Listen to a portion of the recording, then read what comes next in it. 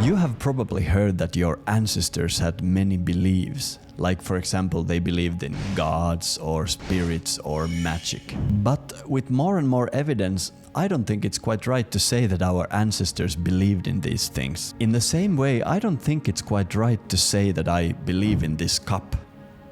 Hardly anyone would ask me if I believe in this cup. This cup is my immediate experience.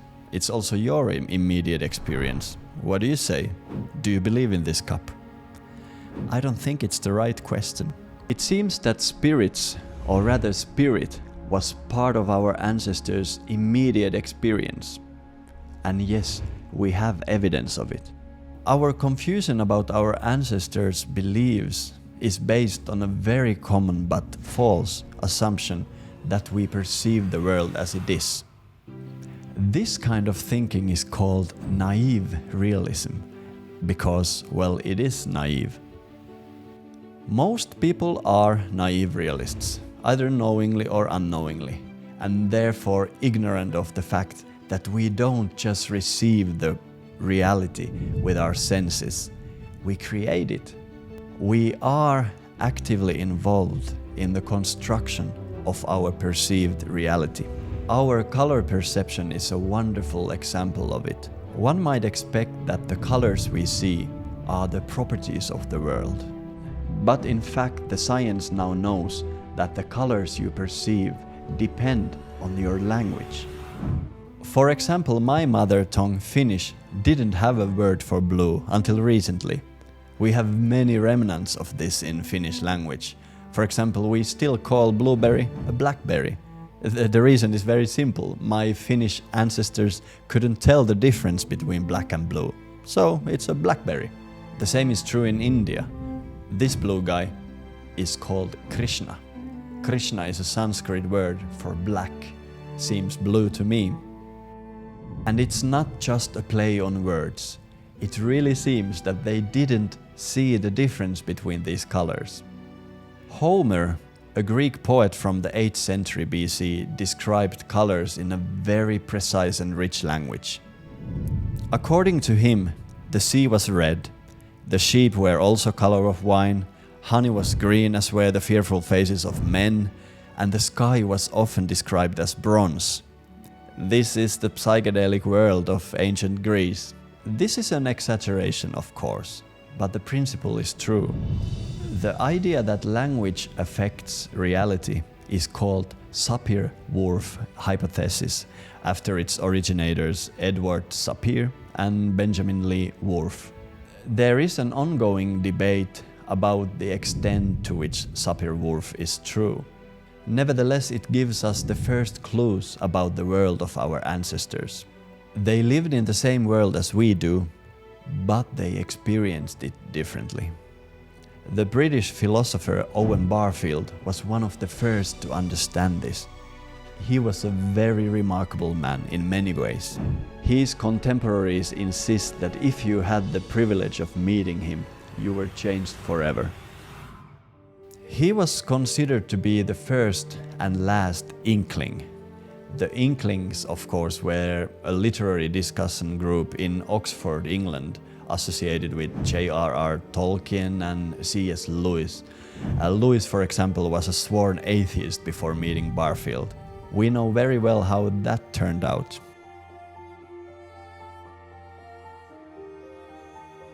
Barfield's work, especially in the book Saving the Appearances, gives us a wonderful insight into how our ancestors' minds worked.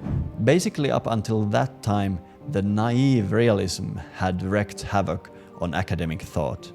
They took it for granted that our ancestors were also naive realists, and they saw the world as we do. They just didn't get it. They thought that the primitive man simply made very bad inferences about what he saw. And because primitive people were, in their opinion, unable to explain the world, they had to introduce the supernatural forces to explain the phenomena to their satisfaction. Mr. Barfield disagreed. He wrote, "The most striking difference between primitive figuration and ours is that the primitive involves participation, that is, an awareness which we no longer have of an extrasensory link between the percipient and the representations. This involves not only that we think differently, but that the phenomena themselves are different. As a modern person, you probably perceive the world as a phenomenon outside yourself. You probably find this to be the most obvious thing ever. Most people have never even heard that there are other possibilities. So what does Barfield mean when he speaks about the extrasensory link between the percipient and the representations? The prevailing view right now is that our self is produced inside our heads, and this self is experiencing a world outside itself. Believe it or not, most of our distant ancestors would find this way of thinking very strange. But today most people take it for granted that consciousness is produced by our brains. In recent years, however, the scientific debate on this subject has begun to turn in the other direction. We can dig into this philosophical debate later. For now, we can just accept that what goes on in our brain definitely correlates with experience. It just doesn't mean that brain produces consciousness.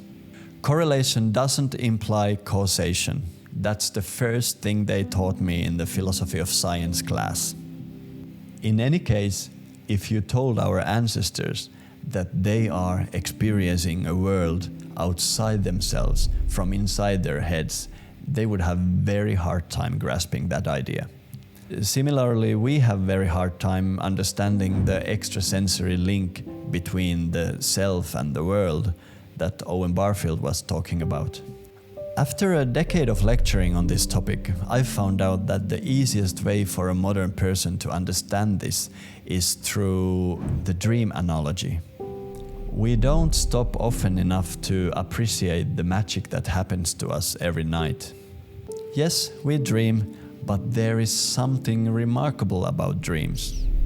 In dream, we become that which experiences and the experience itself. In sense, you are able to divide yourself. You are the being who experiences the dream, but you are also the experience, the dream. In Barfield's language, when you dream, there is an extrasensory link between you and the dream. They both are you. Our ancestors made a clear distinction between waking and dreaming. However, for them this extrasensory link was also true in waking life as it was in sleep. We, on the other hand, only accept this to be true for our sleep. This, of course, is because we think the brain is the only source of consciousness. This explains why our ancestors saw life in such a fundamentally different way. The French scientist Lucien Lévy-Bruhl put it well. They saw with eyes like ours, but they didn't perceive with the same mind. Just as we don't just receive the colors of the world through our eyes, it was obvious for our ancestors that we don't just receive the reality through our senses. We participate in the creation of our reality. Our reality is so personal that I think it's useful to call it an operating system. Some of you are watching this on Android, some are using Windows, some of you are on iOS. We have different operating systems where you can access internet and watch this kind of videos. In similar fashion, we also have different operating systems to access reality. You never see the world as it is, like the naive realists thought. You always see, hear, feel your operating system. Basically, your sensory information is your operating system. This operating system is somewhat flexible. In fact, our ancestors found countless ways to influence it. But although we can influence the way our operating system works, we can't do it consciously. Think of it like your digestion. You can't change the way your digestion works just by force of will, but you can learn indirect ways of optimizing it.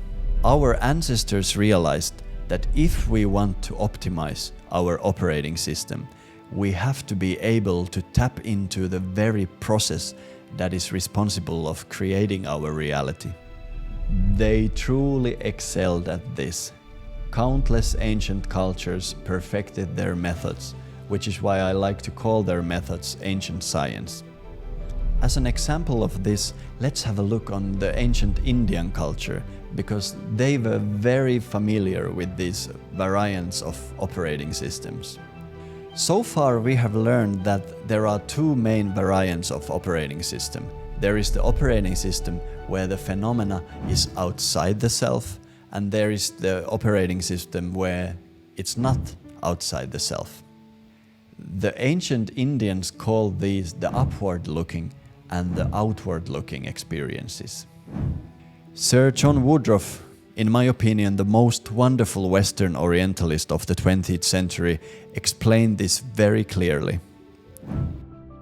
The basis of knowing, whether in supersense or sense knowledge, is actual experience.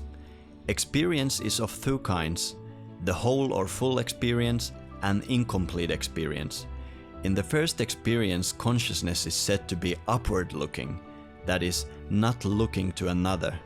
In the second experience, it is outward-looking. So our operating system can be upward-looking, which means we experience the reality as whole. Why upwards? The oldest symbol for wholeness or infinity is the sky. And the sky is up, of course. For the outward-looking operating system, the reality appears to be outside the self, therefore it's outward-looking. The ancient Indians developed a life culture in which they reprogrammed their operating system to experience the world as whole. This connection was called yoga. Yoga simply means connection or union. Cultures around the world have known that we have the power to influence the basis of our experience.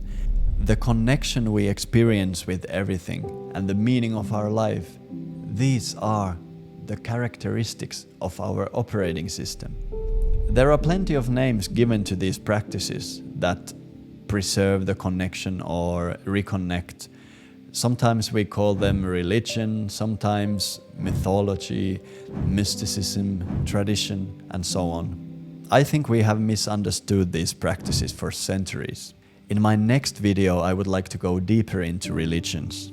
I want to study, can they really change our operating system for better, or maybe worse? See you there. Bye for now.